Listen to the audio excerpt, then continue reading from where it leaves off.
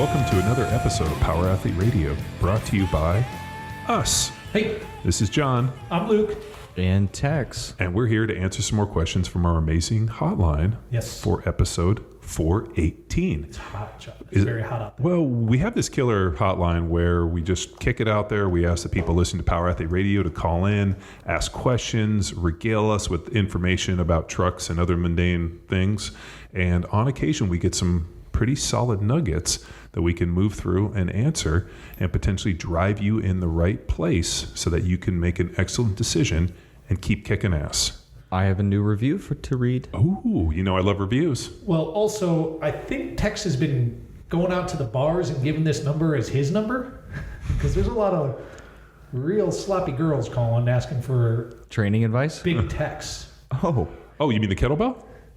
I was thinking the trailer. She's about 20 feet. Her ass end folds up into some ramps. No, just kidding, ladies and gentlemen. That was a joke.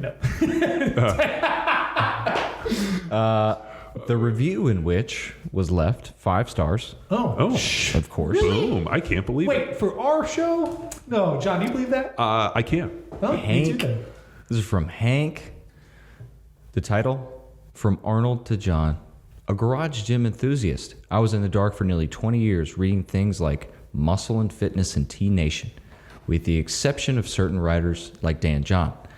I learned more about strength and conditioning from listening to Power Athlete in the last 2 years than I did anything else the last 20. Huh. Now, I am able to put things in my training and actually see the intended results. What a concept. At 6'5" and 300 pounds, I attribute Power Athlete to letting me keep up with people half my size in my no-contact, twice-a-week flag football league. My guy. Nice. Thanks, Hank. Thank you, Hank. Hank is the best of what we hope for here at Power Athlete Radio, and we thank you for your 5-star review. And I will be a monkey's uncle if his homies do not call him Hank the Tank. How can you not? 6'5", 300 pounds? Wouldn't he be Big Hank? I mean, we got Big Tex over here, Big Hank, Big Tex? but Master Blaster? to be big, to be Big Tex, you got to weigh more than 203 pounds. I weigh more than 203 pounds. I don't. You do weigh 203 pounds? Bring your freaking scale down here. We'll have a weight off. Well, why don't you bring a scale? I want to know what Yeah. you're weighing yourself Yeah, on. I want to see your scale set up. I gotta buy a scale. I don't know You don't scale. even have a scale and you claim to know your body weight? John, something's broken here. I just don't want you to step on it and you're like, oh, one. Get on the scale. Get off the scale. All right. So what gem do we have polishing right now in for Power Great Athlete question. Hotline? Well, John, I'm going to ask a request for the listeners first. If you want to be like Hank and you want to give us some feedback, head to Power Athlete on iTunes and leave us a review. Yeah, I think it's a great idea. Yeah, 5-star. Be honest. And just make it 5 stars. That's all that matters. Okay. But yeah, John, we did. If you don't like it, you can go to Ben Greenfield's podcast and leave 1-star reviews. Yeah, there. go live with him for a week and then you'll thank us. It's like, there's got to be. It's like going home from college to stay with your parents, and they're like, "Where are you going? What time are you coming home?" And you're like, "Oh God, I should have never come home." I was thinking more of like, you break up with your Siggo and then you go try to date the field. There's got to be a movie about that. Is that Failure to Launch with Matthew McConaughey? I realize how- cherish his whole collection. Yes. Especially, is Dragonheart McConaughey? Yeah, where he plays Him he on his interview with Rogan asked him about that, where he plays that character, and his comment was, That wasn't Dragonheart. no, it was Rain of Fire. Rain of Fire. That is definitely. He goes, creatine does some amazing things to my arms. And Rogan was like, really? Creatine? And at that point, I fell off my stool. Delete. We've been recommending that every vertebra on the planet should be taking creatine. If you have bones in your body, you should be consuming creatine, not only for strength, but also for ATP. The studies came out where it's reducing, cognitive issues in older people. And I've always been on this creatine. So it was ironic that even Rogan was like, huh, creatine? Really? And I was like, oh my God. You want to get bird real quick? I welcome, for the sake of the podcast. It is. Tex, do you take creatine? No. Oh, because you're spineless. Just get a text. Because you don't have a bone in your body. You're just made of tzatziki sauce. But realistically, when I was going to ask you, how do you know if you got bones in your body? And then it took me in this whole wormhole of Futurama, and there's an episode about bonitis with random bone breaks, and like it was just getting dirty. So let's get back into let's figure out a good question for episode 418. So let's see. Hotline's open. We've got Brian. And he called 929-464-464. 929-ing-ing. 0. And left us a message, and we're about to play it and then answer it. Let's hear from the Brian man. Succinctly and thoroughly. Here we go. Hey, Power Athlete. This is Brian. Big fan. Been following you guys for a while here. I'm an Army reservist, and we have the new ACFT, the Army Combat Fitness Test that's being implemented now. I was just wondering what would be the best program that you guys would recommend, and also just kind of some of the exercises for the specific training on that. One of the things that a buddy of mine have been talking about is how to maximize the standing power throw, which is a 10-pound medicine ball thrown behind us for distance. The max distance is 15.3 meters. I know this is a display of power, but one of the things we're thinking is maybe some power cleans or, kettlebell swings to kind of help this out. So maybe a topic here for the show to discuss. Thanks. Awesome. Thank you, Brian. Can I give a little background or text where you want to go with it first? Well, I got the new fitness test. Well, I want to let's give a little. Let's. So 2017, it wasn't the ACFT. It was the APFT, right? Yeah, which was push-ups, sit-ups, and a mile and a half. Two mile run. Army physical fitness test, and the way they scored it is like they also blocked the scoring curve, right? Depending on like your run time by age and by gender. Yeah. So it's gender and age. I think it wasn't MOS, was it? Yeah. No. So gender, age, you had to hit like certain numbers, and like it wasn't uncommon to max out. So it was possible to max out the test. Well, it was 1983. The Army went to this newer test as a feeling that they could make it, I guess, more genderly inclusive, right. And also could be done anywhere without special equipment. Around that time, jogging was a big I think in was it 1980? An American won the marathon, or maybe it was late 70s, whatever. An American won the Olympic marathon.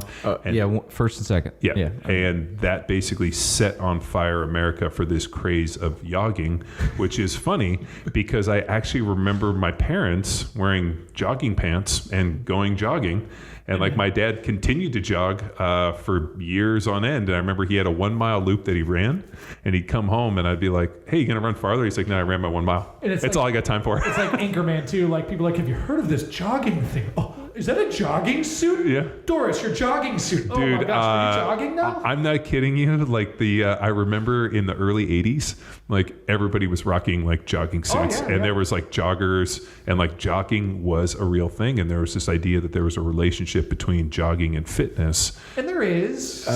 Maybe there could be. Could be. Jen. So 1983, all of a sudden that hits, and then what we saw was basically the lollipop of mediocrity entering into the Army. Great picture. Where all of a sudden now you no longer needed to train because your score on the PT test was also linked to your promotion.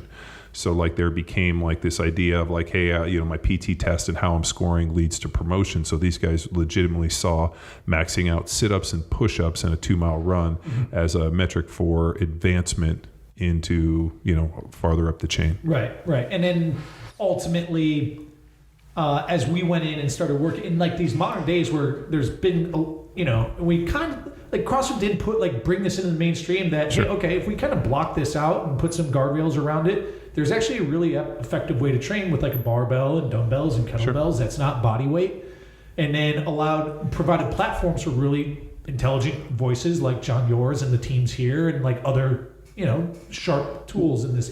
What we saw was that so people weren't necessarily using the test the way it was intended. Right. So they were training for the test instead of training and then just using this test as just a the test benchmark. drove the training. So every then morning, 6 a.m., people are doing hundreds of sit-ups and hundreds of push-ups and run.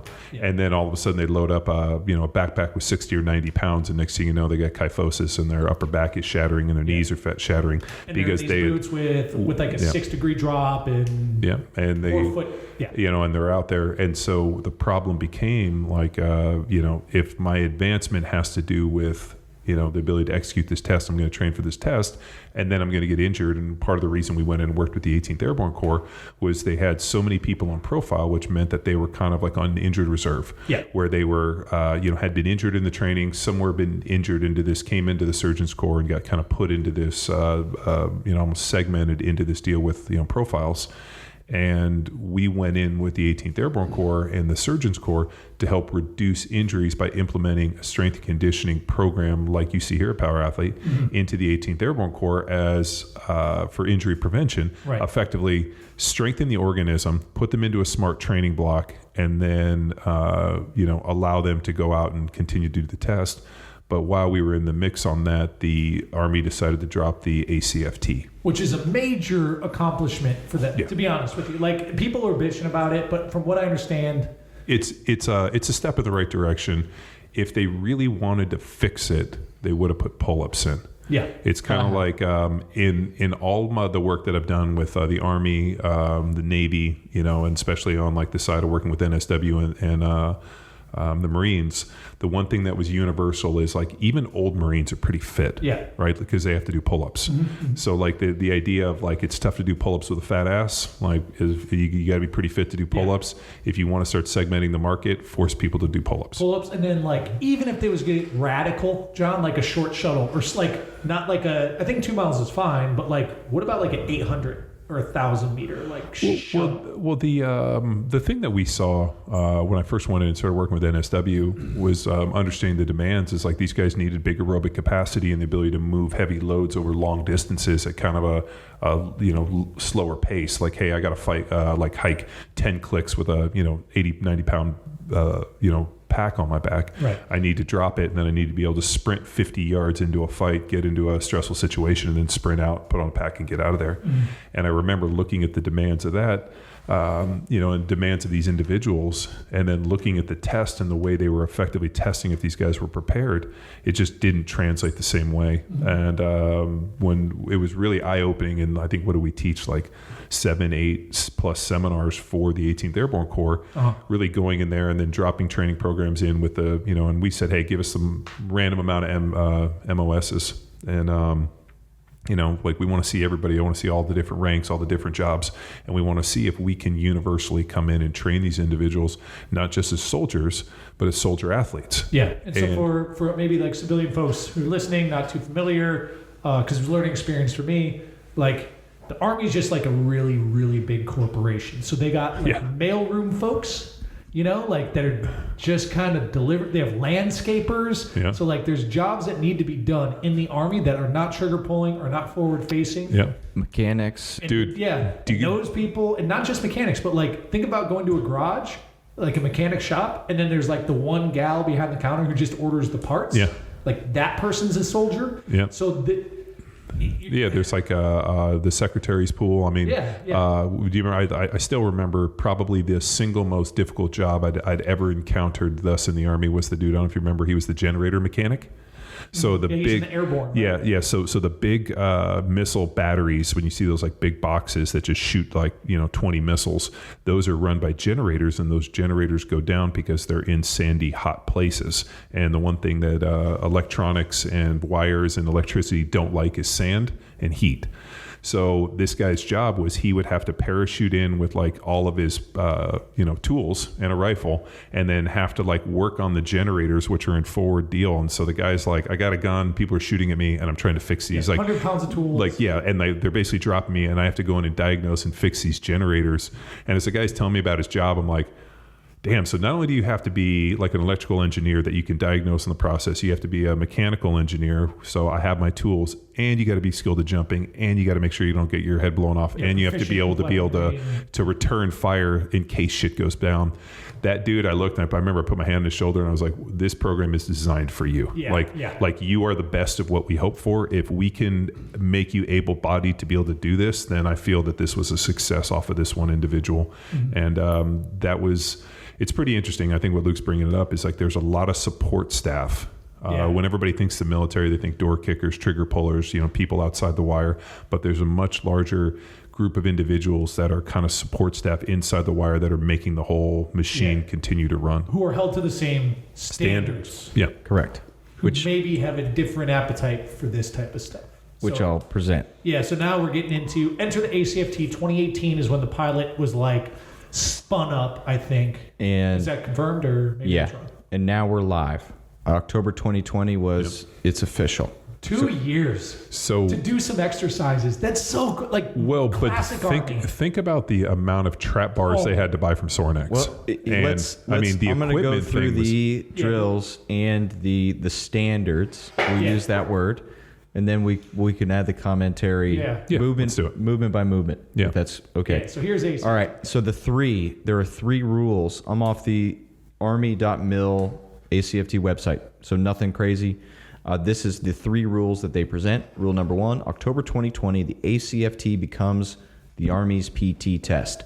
Soldiers will temporarily utilize, this is the first rule of Fight Club, soldiers will temporarily utilize the plank exercise in lieu of the leg tuck to assist in transitioning to the full test. Oh my gosh, that's funny. So they already gave up on one of the exercises. well, Rule 2.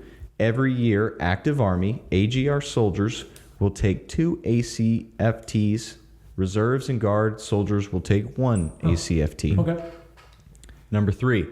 No adverse administrative actions will be taken against a soldier for failing the ACFT, and a soldier's score or comments on performance will not be used administratively during the data collection period.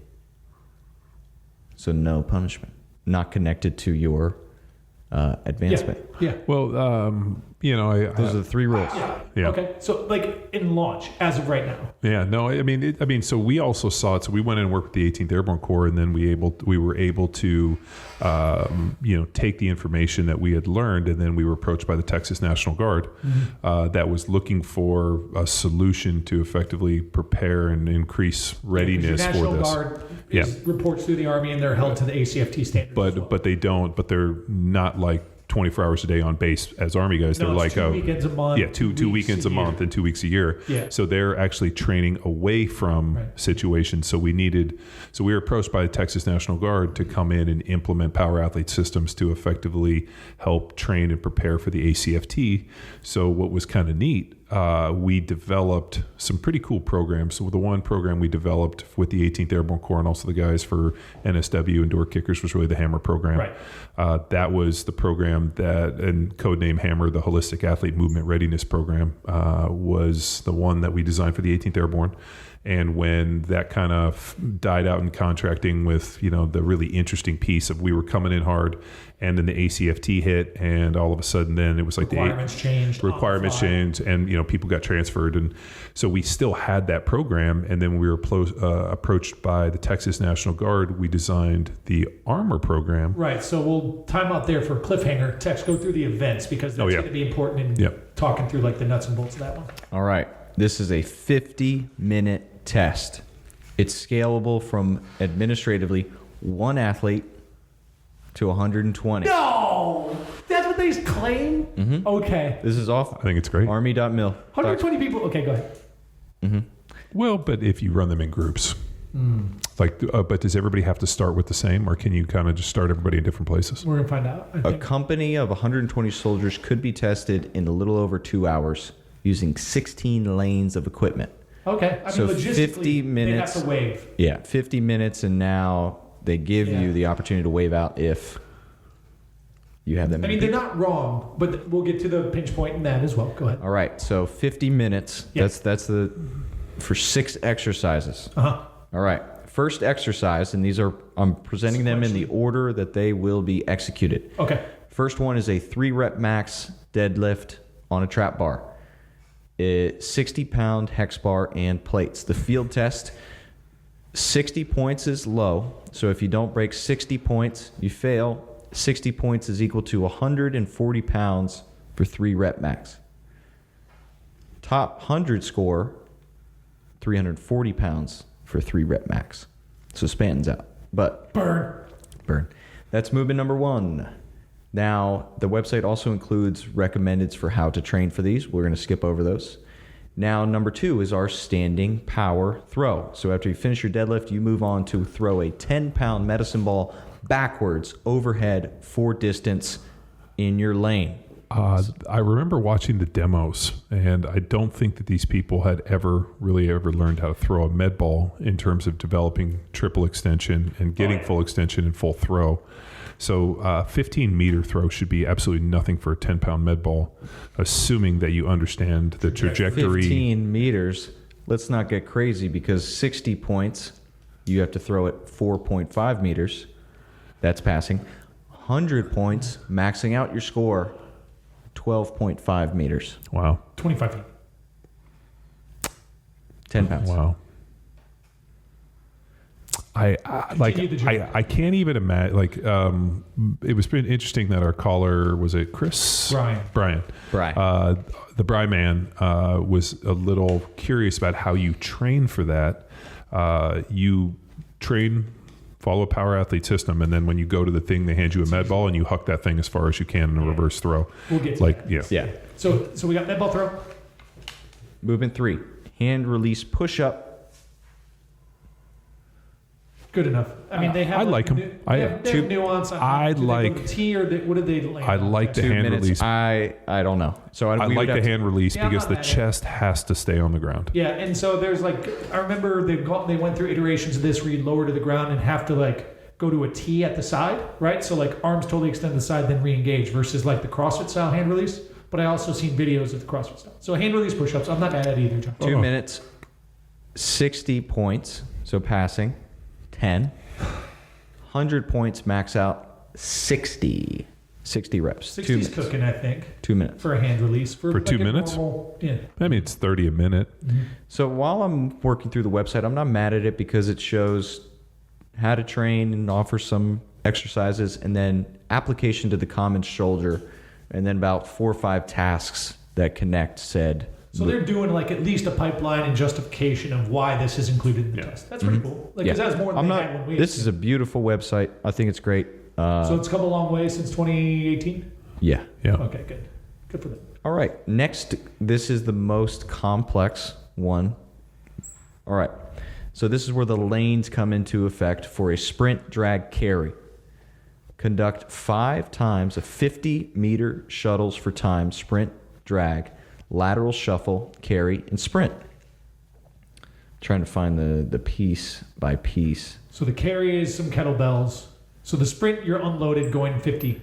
Oh, yep, I got it here. Okay. All right, starting position. So you start up in a push-up on the end line. And then they give you a command, get set, and it's like a 25-meter out, 25-meter back. Got it. Equals your 50. First movement, on go. You're going to sprint 25 meters. You must touch the end line and sprint 25 back. Your next movement is a sled drag. So it's a backwards drag. So 25 meters, you're dragging the sled. I don't got to wait here initially. And then 25 meters back. And with the drag, your next movement, lateral shuffle. So you face one direction, shuffle 25 meters, touch the line with your hand, shuffle 25 back, and then finally carry. So a new piece of equipment, 2 40-pound kettlebells, and you're cooking. So you try to move this as quickly as you can for the carry. And what's the distance on the carry? 25. So and then final, once you place the kettlebells back down on the ground safely across the line, you finish with one final sprint, same 25 out, touch the line, and sprint to your finish in time. Didn't you have to do a buddy? Wasn't it a it was a dummy drag. dummy drag? Yeah. Now it's a sled though? Yeah. Okay. So I think the there was probably problems with accessing the reverse dummy drag. Right. So they're probably looking in the trainability part. And like but storage. yeah, like you got all these dummies. Yeah. Anyway. But I think that the sled drag, is it around a belt or is it by the hand? So it's kind of...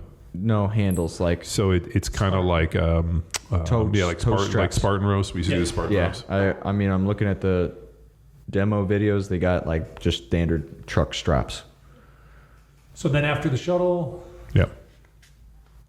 Then final sprint, and that's... Well, yeah, but that's not all the events. Is that 6? Oh, already? no. I thought you meant within that. I was trying to find a weight. Only weight they list are the... Oh, not here it is. 90-pound sled. So two 45 kettlebells and the 90-pound sled. 60 points. You complete this within 3 minutes. A total of 250 meters. And 100 points, you finish in 1 minute and 33 seconds. 1, 2, Wow. 3. That's cooking.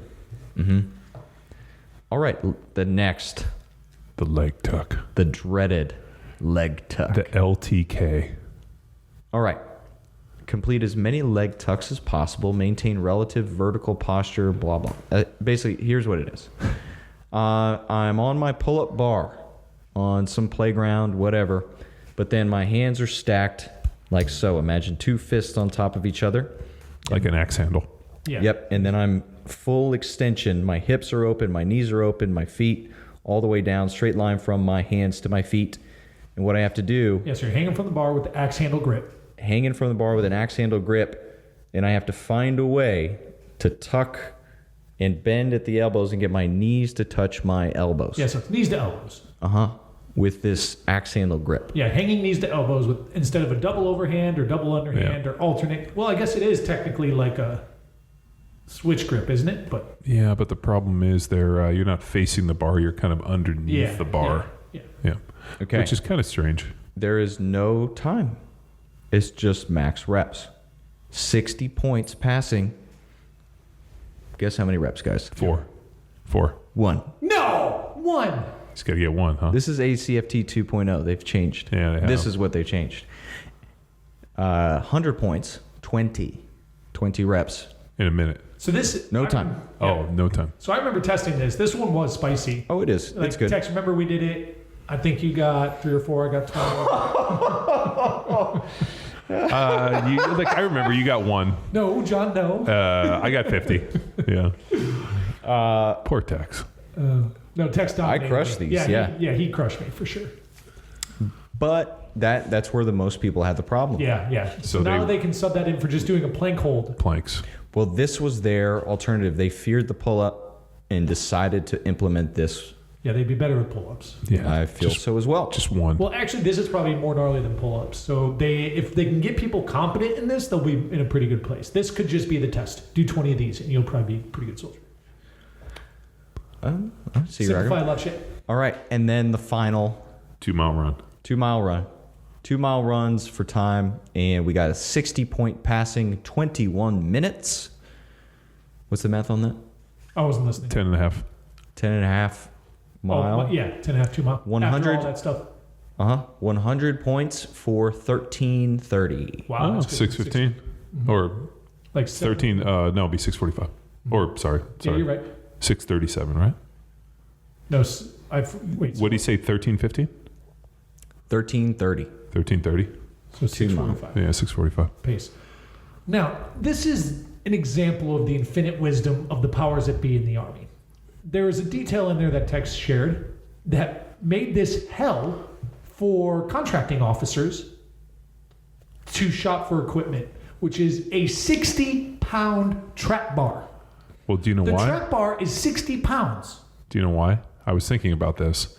So, what would 345s on either side of a 60-pound bar be? So 345s, you're looking at 345s on either side. So 315 plus 15 would be 330. And then what if they had 5-pound collars? That was how they were. Maybe they were thinking like, well, maybe we'll actually put 5-pound collars to get them to 340 to max it out. Oh, I see what you're saying. So maybe what they were trying to do is they started with a weight, looked and said, what if we just ship them 45s and collars maybe? Okay. But- So they're trying to simplify the loading. Yeah. So that was kind of my thought. But then I'm thinking, how many people are going to have 5-pound collars? Are they selling them collars? Wouldn't it just be easier to like Yes. put like some tape or a strap on there or something? No, it's just How about easier to use no the standard. collars? 45-pound bar. Yeah. Because Like so a straight barbell or a trap? No, I'm fine with the trap bar. I would push the trap bar. But the 60-pound trap bar. Yeah, which nobody made except Sornex. Nice. Next thing you know, Someone saw that coming.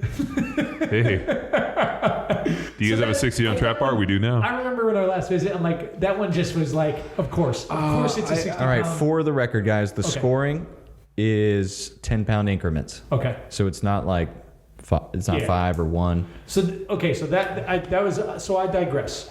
Number one, more representative testing of the demands of a soldier in these events, Mr. Gray. Question for you, Luke. Yeah, answers. In terms of a logistics guy, again, I'm looking at the score and it's every 10 pounds. Yeah. Like, what's the breakdown? I got to add 10 and 10 and 10. Is this like a CrossFit class Yes. where we're doing snatches and I just add 10s? Yes. No, you're going to have to still have a selection of plates there for plate math. That's- And you're going to have a warm up because I assume, wouldn't you like warm up ahead of time and then just go and hit your 3RM and just, hey, Yeah. Assuming you know anything. But shouldn't I would imagine if the first time you ever pull a trap bar off the ground is during the ACFT There's test, going to be a lot of those people, though. then we have not properly prepared our individuals for the Now- rigors of Yeah, demand. so we speculate, I think we have as a team, that the test is meant to wag the dog, so to speak. Yeah. So they're trying to change the solution to shift the culture of training within Big Army was to create a test that is more representative of what the training should be like. Yes. Which is unfortunate because we know that there's a low adherence to training. Sure. And there's not a lot of there's not a lot of availability to leadership, squad leadership and platoon leadership that can effectively coach untrained athletes Wow. into this type of training paradigm. It's almost like we were going to design a program that went in and educated these individuals and the NCOs so that they would understand the rigors and demands and really the training model so that they could effectively take it back to the people that were going to use it, virally infect them with this amazing information, allow everybody to kick ass. Yeah, so I think over a long enough timeline, this thing's going to correct, but it's unfortunate because if you're in the know, like the team here and our counterparts and the folks who are helping us with this, if you're in the know, you realize there's a simpler, Yes. cheaper, and more effective way if you just go private and outsource a little bit. But okay, so John, let's get to the point of the question. So that was a lot of background. We got about a half hour background, and I think we're Yes. there. So the question is, okay, specifically, what do you recommend to train for this? And I think what you were alluding to is that there's no special way. Yeah, Because- So, a intelligent power athlete strength and conditioning system, Which looks like if you wanted to follow, Field Strong, Johnny Wad, Hammer would be more specific for the run, will more than prepare you for the demands. We also have a program that we wrote for the Texas National Guard that was purely designed around the ACFT that's called ARMR. You can find it on Train Heroic. Right. That program is I guess we could use the SPP, the specific aspect of training these movements in a training program, kind of in a layout, volume, and intensity, cycling it through so that when you go to execute this program, it's not new. You've done these movements, you've trained in such a way. and you've gotten coaching on it. And you've gotten coaching. The problem is, and this is something that we presented to the leadership. We did a private seminar with the general officers and everybody at the 18th Airborne. The problem is that everybody's so focused on the test for whatever this looks like. The problem is that's not the real test. The real test is what happens out in a hostile environment. General LaCamera in our talk made a great point where he's like, if something happens with North Korea and all of a sudden our next big, movement is on the Korean Peninsula, we will bury 80% of these individuals because of how, the mountains, the cold, the fact that they let off EMP, so it destroys a bunch of technology. Low survivability. And the problem is because we have not prepared a culture of strength and resilience the way we need to. So my advice is follow a program like and I will always recommend the Power Athlete stuff because I have my hands on it and we know it's good, but follow a standard, intelligently laid out strength conditioning program. Add something like ARMR in there, which would be your SPP, your preparation for the movements, and then go and smash it, and then go on with your day and don't give it a second thought. Well, the ARMR layout, so it's 16-week program, and it's designed to stick within the 60-minute window of your morning PT session. Yeah. So it's training, and it's lifting weights, it's moving, more importantly, and then identifying the limitations that we saw within the soldiers we were working with the Army and the National Guard units. So we are lifting weights, we are using the trap bar, and we time block all of this so that you as a leader can then put your guys and girls into position to execute this within the 10-minute warm-up, the 15-minute foundational strength, and then Wednesdays are the days that we dedicate to the ACFT. So we still do prepare. And how it's broken down is we have the opportunity to perform said reverse ball toss, leg tuck, and everything except the 2-mile run we have running 2 days a week in the 16-week program. But we identify the limitations, feet, hinging, so we give you the opportunity to break these ACFT movements down to their weakness and your limitations, and then connect the dots to the ACFT test action. And that is plenty of time, 16 weeks. Yeah. And that's if you take your here's my suggestion. Put your people through the ACFT test. Run this program for 16 weeks and retest, and you will... And enjoy your 40% increase. Yeah, seriously. This is the problem, man. Like people become so worried about these tests, and like tests are merely I guess you could say like a focus lens for the training. If your training is intelligent and smart and well put together, and you're executing with consistency and effort, the test becomes kind of a moot point. It's if you can pull a 400-pound bar off the ground, a 340 trap bar for a triple is nothing. Right. If you can, swing kettlebells, power clean, jump, run, I mean, everything that looks like a model for power athlete in our training systems, all of a sudden, like, this isn't a problem. I would guarantee, and I'd make this bet, and I'm sure you guys would all day long, we could pluck people from Jack Street, Field Strong, Hammer, all of our different programs, and literally like, hey, meet us in a field, and we could execute it, and I guarantee everybody's going to max everything out. And without practicing the movements, and maybe not max it out, John, but they would all pass. They fucking smash it. One person would fail one attempt. Maybe you could find... I'm thinking of a few Jack Streeters that might struggle with the old 2-mile run. Yeah. But like a 10-minute pace, and if they knew it was all on the line, I think they could go that 10-minute pace. So on Hammer we have a dedicated sprint day.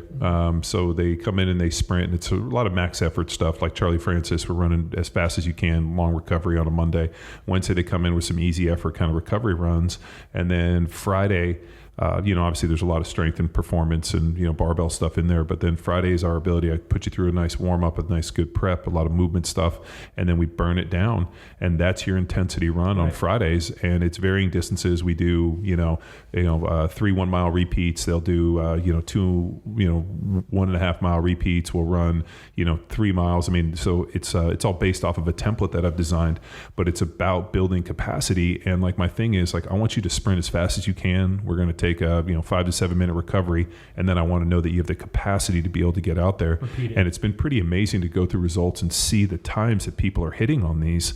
Like, we just did 2 1-mile or 1.5 mile repeats with like a 5-minute rest in between, and these dudes were literally torching it and running it like full intensity and really doing it. And I think if you do that, I mean, we used to have people constantly follow CrossFit football, never practice the old Army's PT test, and then go in and max it out. Yeah. And they were like, they weren't even sprinting or doing their 2-mile runs. Right. So John, in text, I guess, here's what I could bet. Like, so what's nice about the ARMR is it's appropriately programmed, and the content and coaching associated with it and movement selection is appropriately programmed for someone who's relatively new to training, right? Yes. And with that said, though, the movement selection is also appropriately selected. So if you're new to training, you can load appropriately to your level of strength or capability for this to continue to drive adaptation. I think I know where you're getting. Like if you're following one of the power athlete programs and you have to take the ACFT, don't divert.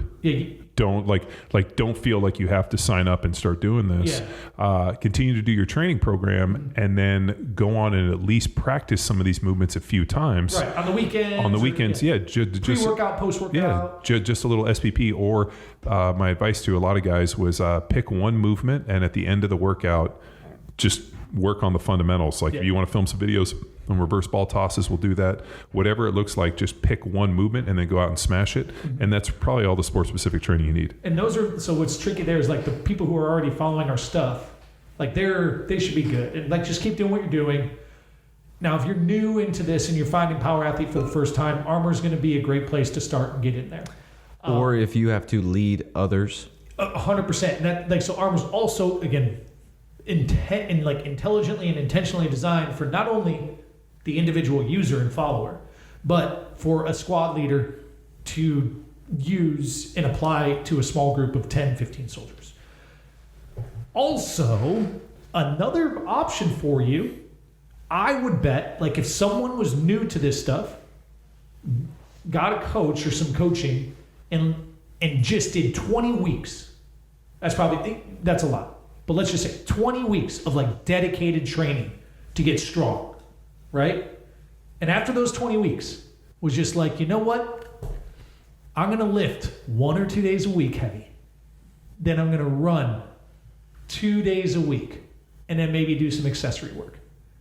After that 20-week exposure of very dedicated strength and conditioning training, not fitness, something with a focus on strength and power development and speed development, they would be able to just maintain with a very low training stimulus the amount of capacity strength that's needed to pass this test.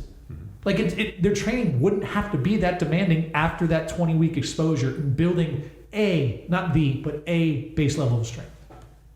You guys agree with that, or is that a long shot? No. Well, the most difficult, if they are not used to it, that's going to be the biggest mountain to climb. But once they reach that level. And it's only 20 weeks, and that will last you for years, I think. Yeah, no, I mean... if you maintain it.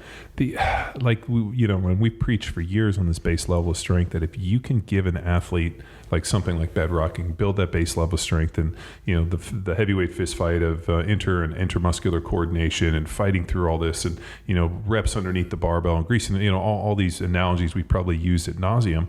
Like the athlete always has that. And it's relatively easy to access even from a training like I had a training lull and injury.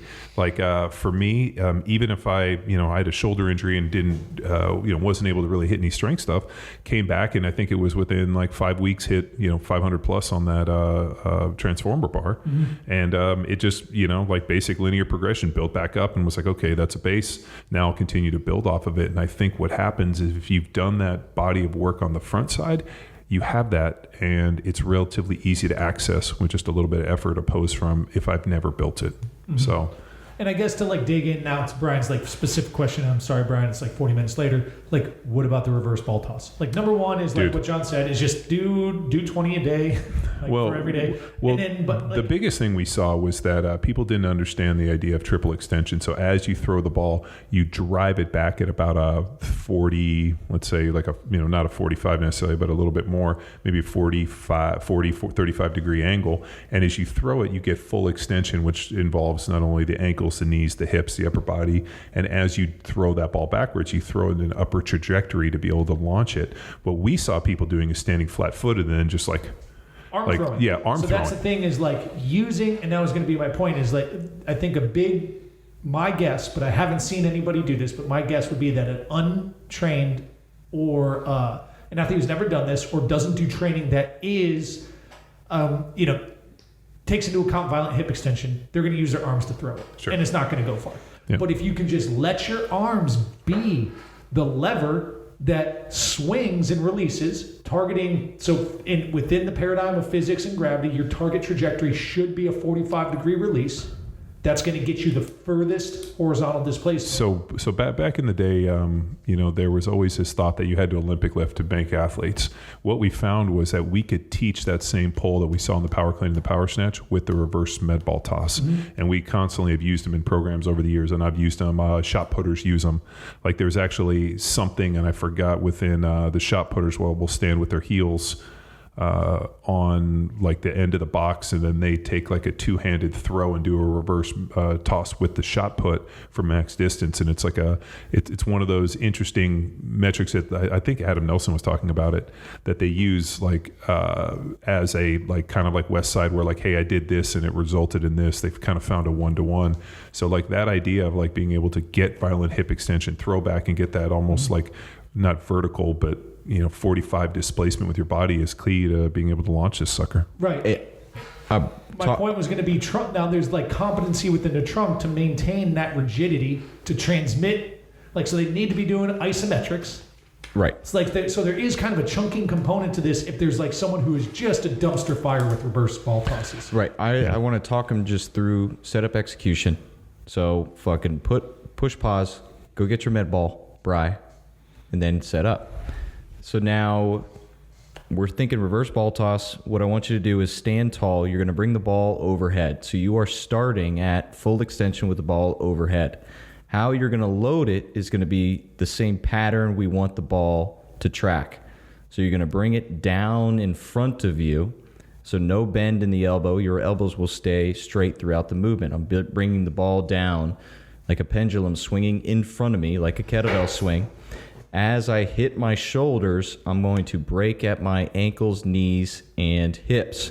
So the ball is continuing to load down between my legs. Once I feel my forearms touch the inside of my legs, now I'm going to reverse this, and I want you to get violent with it. The ball will still track in that same path that you brought it down, so do not bend in the elbows. Bringing it up and out in front of you. Your aim is going to be release the ball once it hits your eye height. So that's that upward trajectory that Luke described. Aim to release the ball at your eyes, but continue your follow through. And according to rules on the ACFT, you cannot fall backwards. If we were in training, fucking finish and fall backwards and follow through. But we are preparing for this test versus just power. So still aim to release it at the eye height and whip and follow through, finishing standing tall with your body like you started, but release the ball at your eyes.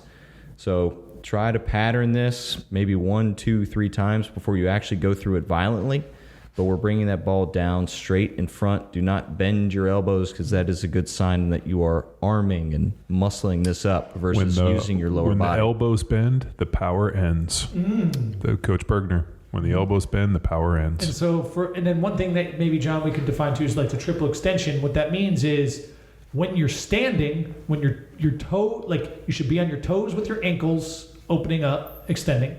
Your knees should be straightening, and your hips should be hitting like the end point. And the goal is to hit that all simultaneously.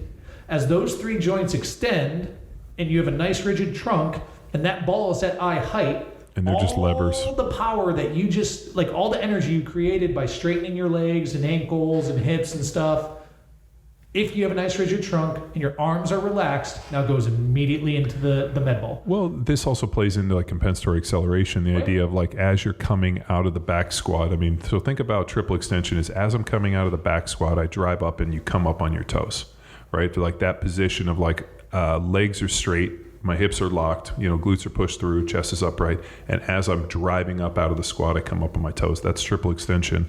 So I want you to think about as you're loading it to get into that same position, like you're violently standing up from a squat and being able to get some vertical displacement on the toes. Or if you're doing trap bar training, you do less weight, but faster. Yeah, like trap bar jumps, which have been in the ARMR hammer program recently. Work. But like a lot of, I imagine there's got to be a lot of isometric stuff. But anyways, long story short, dude, Brian, or just jump on ARMR, and follow to a T, and the competency is going to be there. But one of the themes that we often talk about within the paradigm of like a specific test or a skill is opportunity. If you're not providing opportunity for your soldiers or you yourself to practice this stuff, then you're going to come in at a deficit anyways. Yep. So just do it. And then I don't have what is it, 10 pound? I don't have a 10-pound med ball. Go find a rock. Go literally. Or find a 12 or a 20 or a 15. I mean, Well, just like you could do some weighted stuff. But you can use a brick. You can use anything with weight. Anything with weight will prepare somebody to be ready. And that was so going back even into a little more heritage of some of our newer programs, Third Monkey was timely because that was also a consideration, an idea that we were thinking about for the Army when they were out in austere environments with very little equipment. Well, that if you remember, that was one of the stipulations for the Texas National Guard, that they needed an austere training program, aka Third Monkey. Yeah, they have a lot of guardsmen and guardswomen who are out in rural areas and don't have access to gyms or gym equipment. Yep. So that was they have to have access to a hardware store. They have their ammo cans, they have their duffels, they have their flak, plate carrier, ruck. So all of those things can still be used. The trick here is you move and then you change the environment by adding weight or stress, in this case weight, to the movement. And you just move fast and hard and it'll work. It'll work. Am I wrong? I don't think you're wrong. He's not wrong. He's just an asshole. He's not wrong. You're just a dick. All right. I think we killed it. Nailed it. That was fun. That was a lot funner than I thought it was going to be. Funner or more fun? No, funner for sure. Okay. Well, thank you, Power Athlete Radio, for another episode of some amazing dudes talking about some influential stuff, also known as the premier podcast in strength and conditioning. We did it, Tex. It only took 100 episodes. I did. He's back. Condition. Baby. And he's got a glow. Zero. He's got a glow to him, doesn't he? Yeah, that's good. Hotline's open, so if you've got a question, if you have any more questions. Oh, if you want to learn more about ARMR, check the show notes on your little podcast app. Click through. It'll be right there. So there's maybe some links there for you. Or you can go to Power Athlete HQ and look under training. That's right. And more questions. We got more answers. I know there's answers in here. This room, I can feel it. This is the answer room. So we need questions to answer. 929-464-464. 0. 929-ING. 0. Yeah. Until next time. Now it's time for you to empower your performance. Head to powerathletehq.com/training to choose from a number of programs to meet your specific performance goals. And if you like to break a mental sweat too, visit academy.powerathletehq.com and become a real stakeholder in you or your athlete's success. Until next time, bye!